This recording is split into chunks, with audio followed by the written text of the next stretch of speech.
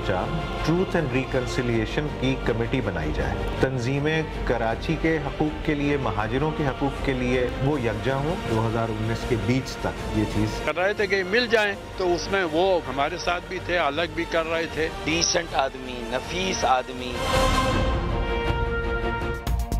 कराची के अमन को किसकी नजर लग गई? टुकड़ों में बटी एमक्यूएम को मिलाने की कोशिश करने वाला खुद बहुत दूर चला गया। एमक्यूएम रहनुमा अली रजा आब्दी की नमाज जनाजा में governor Sindh Imran Ismail, MQM, PTI, PSP और दीगर जमातों के रहनुमाओं की शिरकत। आहों सिस्कियों में डिफेंस कब्रिस्तान में सुपुर्द खाक कर दिया गया।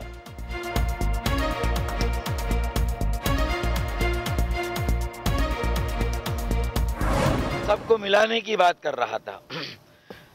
तो जब वो इतने बड़े मिशन पर था, तो क्या उसकी सिक्योरिटी पर कुछ लोग दिए गए?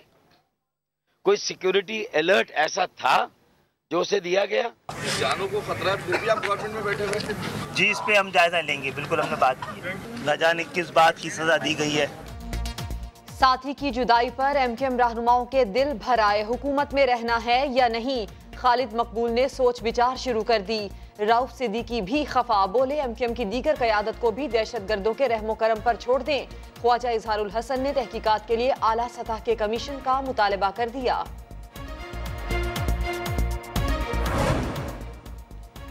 अली रजा आब्दी के कत्ल में कौन मुलव्विस है? तफ्तीशी हुक्काम कातिलों के करीब पहुंच गए।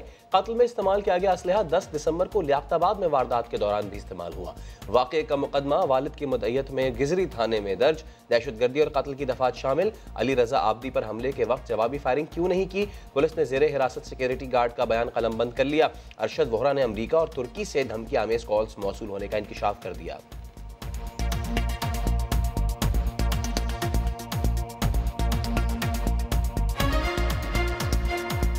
मुझे भी अभी कोई 2-3 हफ्ते पहले जो है टर्की से रात को इसलिए फोन उठा लेते हैं कि कहीं कोई इमरजेंसी ना हो उस वक्त। तो टर्की का नंबर था, वो मैंने सुबह चेक किया कि ये नंबर किसका था। वो अब जब वो थ्रेटनिंग कॉल कर रहे होते हैं तो फिर हम बात सुनने के बजाय फिर बंद कर देते हैं। 1-2 जुमले सुनने के बाद दोबारा फिर उठाते नहीं कॉल। वक्त आ गया है कि प्रैक्टिकल मेजर्स लेके इस नासूर को ख़त्म किया जाए और वो तमाम फोर्सेस जो डिस्टेबलाइज करना चाहती हैं उनके लिए मैसेज ये है कि हम सब एक हैं। बदअमनी में अंदरूनी और बैरूनी अनासिर के मुलव्विस होने की कड़ियां मिल रही हैं। दहशतगर्दी के नासूर को खत्म करने का वक्त आ गया। वजीर मुमलिकत बराए दाखिला शहरियार आफरीदी की अली रजा आब्दी के घर आमद, बुरसा से ताज़ियत की। कहा मुजरिम जल्द पकड़े जाएंगे। गवर्नर सिंध इमरान इस्माइल बोले कल वजीर आजम को जामे रिपोर्ट पेश करेंगे। कराची के हवाले से बड़े फैसले होंगे। पाकिस्तान की सियासत में बहुत सा टर्माइल है। जब भी कोई पॉलिटिकल लीडर गिरफ्तार होता है और इन हालात में होता है तो हालात ठीक नहीं होते। आसिफ जरदारी की गिरफ्तारी हुई तो मुल्क में तूफान आएगा। गिरफ्तारियों से हालात मजीद खराब होंगे। रहमान मलिक ने मुल्क की सियासत में खतरे की घंटी बजा दी। समा से खुसूसी गुफ्तगू में कहा 1.5 माह में बहुत कुछ बदलने वाला है। ऐसा कुछ होने जा रहा है जो किसी की समझ में नहीं आएगा। शहबाज शरीफ को किस्मत का धनी करार दिया। नवाज शरीफ की रिहाई से मुताल्लिक बड़ी पेशगोई कर दी।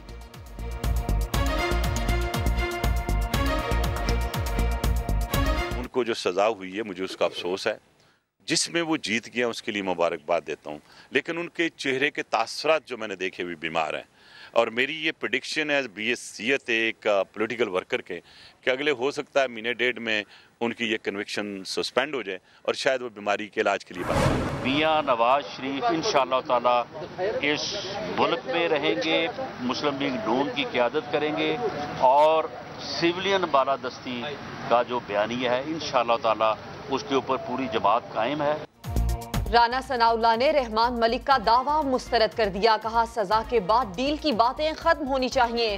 हुकूमत शहबाज शरीफ से क्यों खौफजदा है ये भी बता दिया। वजीर इत्तलात पंजाब फयाजुल हसन चौहान का भी 2 टोक जवाब। कहा रहमान मलिक ने वजारत दाखिला के दौर में काफी लूट मार की, इनको अपनी मौत नजर आ रही है। आसिफ जरदारी का हशर नवाज शरीफ जैसा होगा। जरदारी के बाद उनके चेलों की बारी आएगी। क़यामत आएगी। आसिफ अली जरदारी साहब की कत्ल और गारतगरी के ऊपर क़यामत आएगी। आसिफ अली जरदारी साहब की करप्शन के ऊपर क़यामत आएगी। आसिफ अली जरदारी साहब की लुटमार के ऊपर क़यामत आएगी। जाली एहतसाब का दौर है, ये ज़्यादा देर चलने वाला नहीं है। और न्याजी साहब हम डट कर मुकाबला करेंगे। ये वक्त का हेर फेर है। इंशाअल्लाह ताला ये जो इंतकामी कार्रवाइयाँ हैं ये इंशाअल्लाह ताला आपके गले का फंदा बनेंगी। नियाजी साहब, इंतकामी कार्रवाइयां आपके गले का फंदा बनेंगी। ये वक्त का हेर फेर है, हम डट कर मुकाबला करेंगे।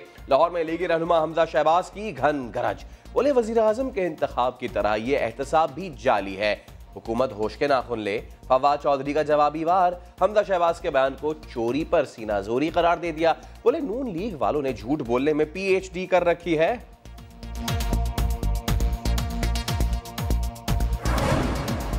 नैब के खिलाफ मुनज़्ज़म प्रोपोगेंडा जारी है। अपनी कारकर्दगी से प्रोपोगेंडे का मुकाबला कर रहे हैं। चेयरमैन नैब का नैब खैबर पख्तूनख्वा का दौरा, मेगा करप्शन केसेस पर ब्रीफिंग दी गई। जावेद इकबाल ने बड़ी करप्शन को फाइलों से निकालकर मंतकी अंजाम तक पहुंचाने की हिदायत कर दी। मरने के बाद मियां जावेद को हथकड़ी क्यों लगाई, इसका भी जवाब दे दिया। ना कोई भूखा रहेगा, ना ही कोई घर सड़क पर सोएगा। वजीर आजम ने लाहौर और पेशावर के बाद इस्लामाबाद में भी शेल्टर होम का इफ्तिताह कर दिया। खुसूसी ट्रांसपोर्ट सर्विस रात को शहर का दौरा करेगी, बेघर अफराद को शेल्टर होम लेकर आएगी।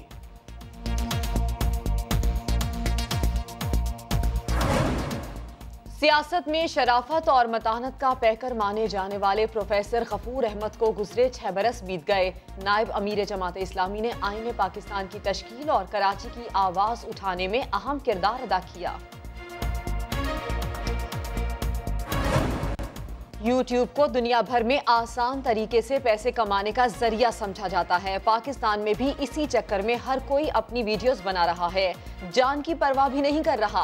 पाकिस्तान में यूट्यूबर माहाना 2 से 3 लाख आसानी से कमाने लगे।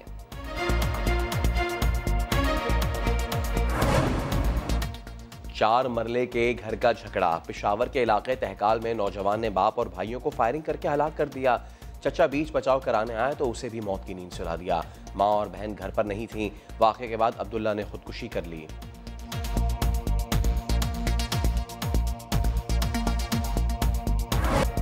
सेंचुरियन में बॉक्सिंग डे टेस्ट पर बॉलर्स का राज। पहले रोज 15 विकेटें उड़ा दी। पाकिस्तान टीम पहली इनिंग्स में सिर्फ 181 रन पर ढेर। टॉप ऑर्डर और मिडल ऑर्डर बुरी तरह नाकाम रहा। 6 खिलाड़ी डबल फिगर में भी ना जा सके। ओलिवियर ने 6 खिलाड़ियों को पवेलियन पहुंचाया। खेल के अख्ताम पर जनूबी अफ्रीका ने 5 विकेटों पर 127 रन बना लिए।